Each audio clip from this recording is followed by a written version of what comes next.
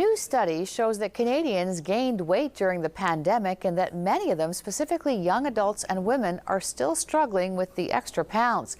Dr. Kaberi Dsbupta is a professor of medicine at McGill University and a physician and physician scientist at the MUHC, and she joins us now. Thanks for being with us. Thank you. So, Dr. Dsbupta, what do you think was happening that caused this collective weight gain during the pandemic? Well, I think it was a lot of factors.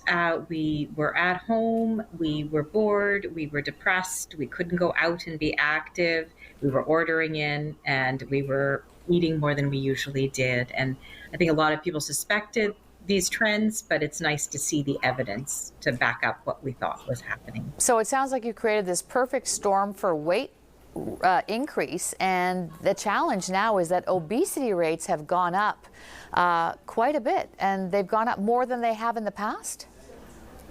So they were going up anyway. Every year there's about a 0.5% increase in obesity, but that doubled. So this study shows that it went up by 1% for each year of the pandemic, so that over the last decade up until now, we've had a 7% increase in obesity, which is quite a lot.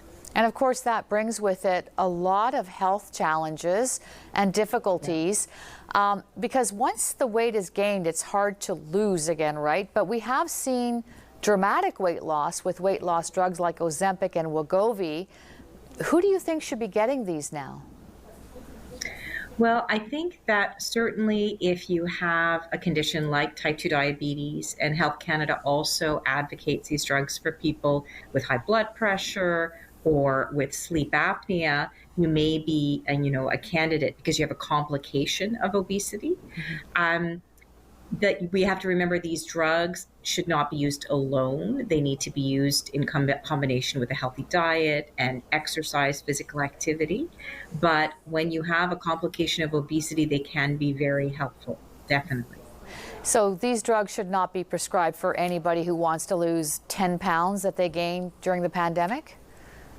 Yeah, definitely not, because if we do that, we are going to A, have probably a shortage, and B, taking a drug is serious business. If it's a question of 5 to 10 pounds, there's definitely other ways to try to do this, because once you go on a drug like this, which is suppressing your appetite, when you come off it, your appetite will rebound and your weight may go up. So we don't want to get into a yo-yo situation, for sure. Do we even know, doctor, if people can stay on these indefinitely, or do they have to come off them at some point?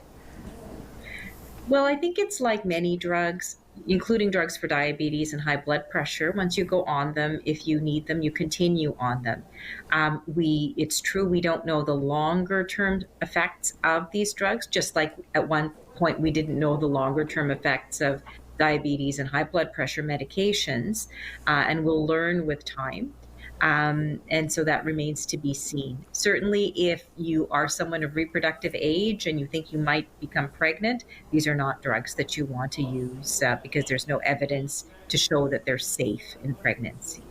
So you need a prescription for these drugs if you have a weight gain complication, but some people are taking them for vanity's sake.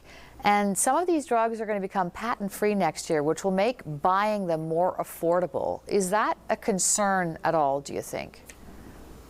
I think if the drugs are prescribed and they're available as generics and they're more affordable, that's a good thing, because it means that they're more available to people who could benefit from them. Right now, if you don't have the right insurance coverage, or if you don't quite meet the criteria, but you could still benefit, you don't have access. So if it improves access, I think that's a good thing. But taking these drugs without a healthcare provider involved is not a great idea. There needs to be a more complex discussion and a real action plan around all facets of a healthy living besides the medication itself. All right. Dr. Kaberi Dsbupta, thank you so much for your time on this. We really appreciate it. Thank you for having me.